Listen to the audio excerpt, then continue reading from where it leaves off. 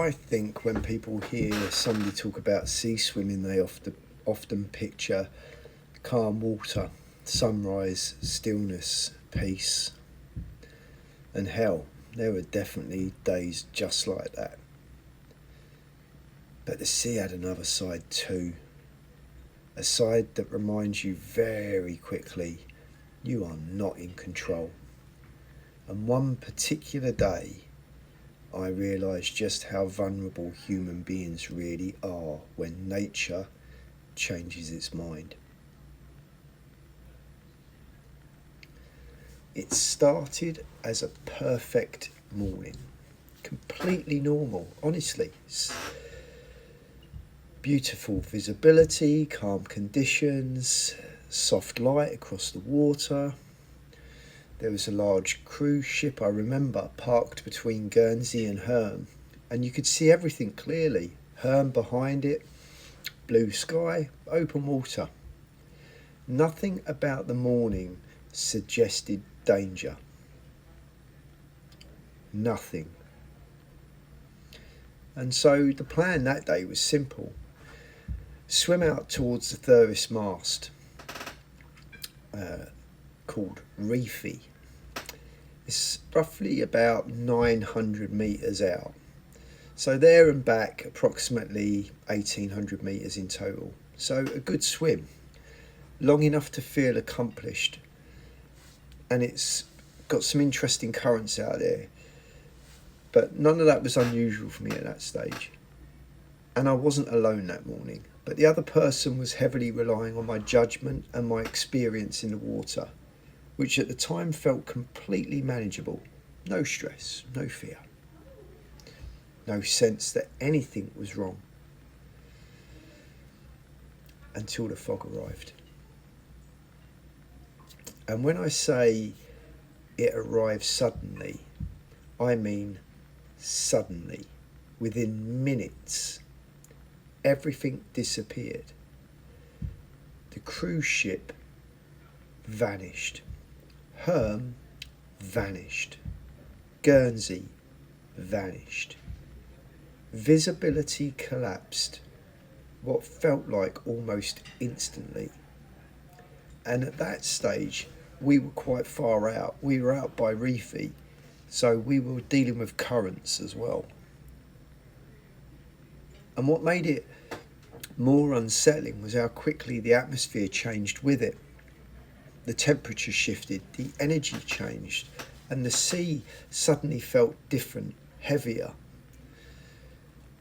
I remember looking around and realising we can't see anything anymore. No landmarks, no bearings, no visual reference points. You never go swimming in fog, ever. But it was a clear day when we went out. But then, at that point in time, it was just grey fog and open water. And that's a very strange psychological experience when you're surrounded by sea. Because human beings are deeply comforted by orientation. Knowing where they are, knowing where land is, knowing where safety is. And when you take all that away suddenly, something primal activates inside you. What made that area difficult as well, as I mentioned before, was the current. Further out, around those points, the water could move aggressively north if you weren't careful. And when visibility disappeared, that awareness became very real very quickly. Because now you're not just swimming, now you're calculating, listening, assessing, staying calm for other people, trying not to let your own fear spread. And that's the thing about pressure. Real pressure. It totally strips away performance instantly. There's no ego left in those moments. No image, no pretending. It's just instinct, awareness. Just stay calm and think clearly. I don't think I fully appreciated until that moment how quickly conditions in life can change. 1 minute clarity, the next disorientation.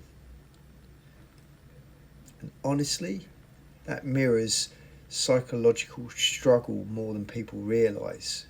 Because sometimes mentally you think you're okay, you think you can see clearly, then suddenly something shifts internally and emotionally, and visibility disappears. I remember trying to remain externally calm because panic helps nobody in those situations, especially like that, especially in water. Panic wastes energy, panic destroys judgment, and panic spreads. So even though internally my nervous system was absolutely firing, another part of me became extremely focused, breathing, thinking, tracking direction, staying measured, and eventually we got back safely. I would say this though, for a brief moment out there, we ended up swimming north, not back inland. We were going parallel to land. And we went a good 200 metres before I came up for air, stopped to check position. I could still see the big mast, and I suddenly realised intuitively that we were getting dragged. So we weren't going inland. And that's where things got really heated in my head, or could have done. But I realised what was happening. I paused and I said, right, we've got to go, even though I couldn't see land, we've got to go that way because the current's pulling us this way. So land must be that way.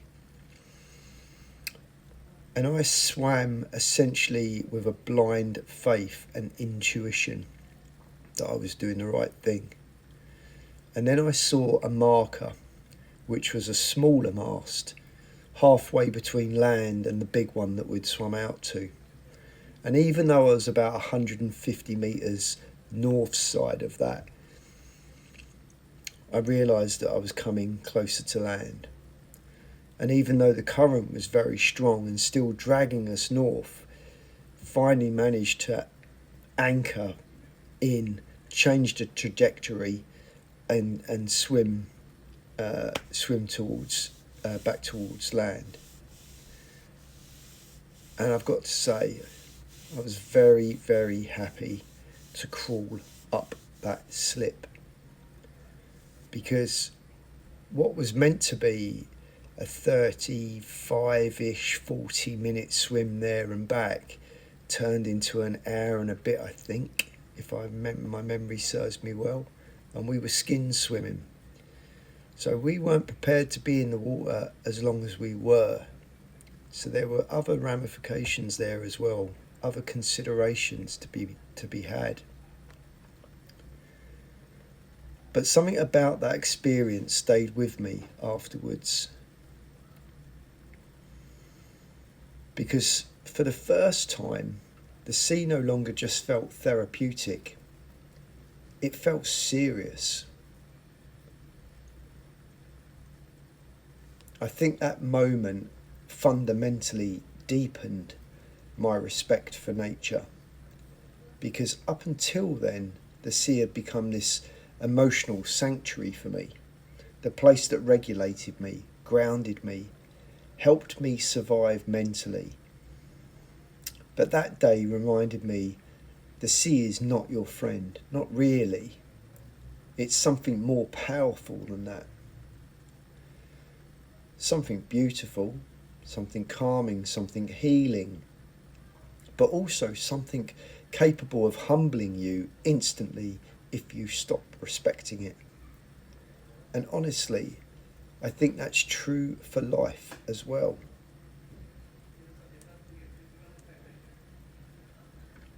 Human beings become dangerous when they think they're fully in control. because control creates complacency, and complacency blinds you to reality. That day taught me to stay aware, to respect the conditions, to never underestimate nature, never assume clarity will remain forever. That lesson went far beyond swimming.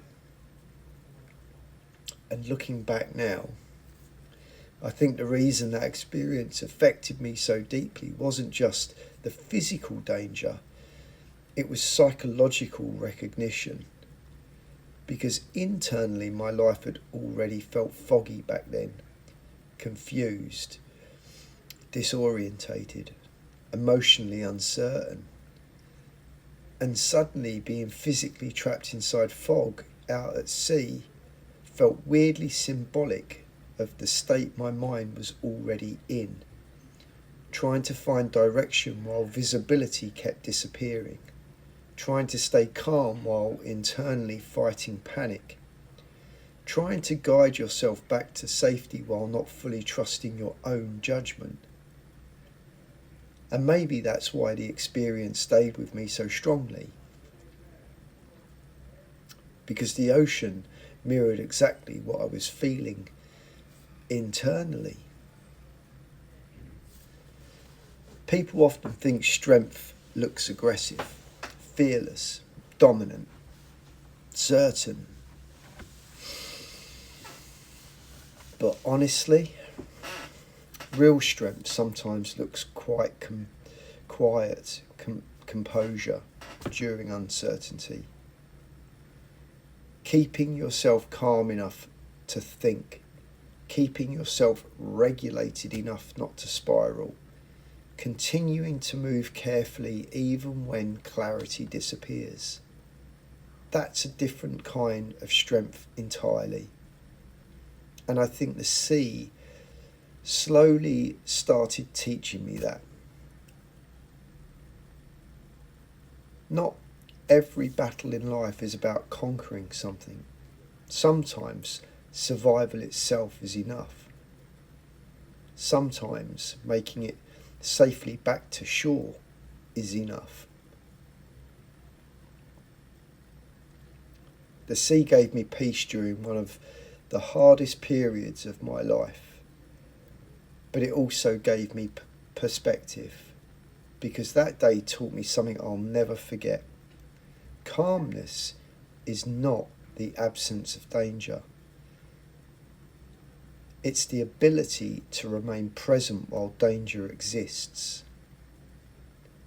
And somewhere inside that cold grey fog, I think I started understanding the difference between panic and awareness.